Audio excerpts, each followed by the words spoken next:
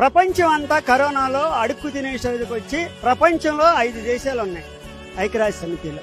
Japan, France, Britain, America, China, Russia. ఈ 5 దేశాలు corona టైంలో అడుక్కు తిని కనీసం మనిషిని పాతిపెట్టే స్టేజీ లేక, మందులు ఇవ్వలేక అసలు పెద్ద పెద్ద గుంటలు చెరువుల్లాగా తీసి పాతేశారు. భారతదేశంలో మోడీ గారు ఉండి మరి ఆయన సాధ్యమైనంత వరకు ఆయన ప్రయత్నించి, అలాగే భారతదేశంలో ఆంధ్రప్రదేశ్ లో మరి ఇడిపోయిన రాష్ట్రం నుంచి జగన్ గారు రాగానే ఖజానాలో రూపాయి లేదు. మనకన్నా అభివృద్ధి చెంది నిలవలో ఉన్న తెలంగాణని మనం వదిలిపెట్టి వచ్చేసి ఏమంటే 2 ఇంజెక్షన్ చేస్తే అక్కడ 37,000 38,000 తీసుకున్నారు గవర్నమెంట్ లో. అలాగే ప్రతి టెస్ట్ చేయాలి అంటే 750 రూపాయలు. ఆంధ్రప్రదేశ్ లో తీసుకున్నారా? ఫస్ట్ పాయింట్ తీసుకున్నారా? మరి ఇంకా మంచోడా చెడ్డోడా?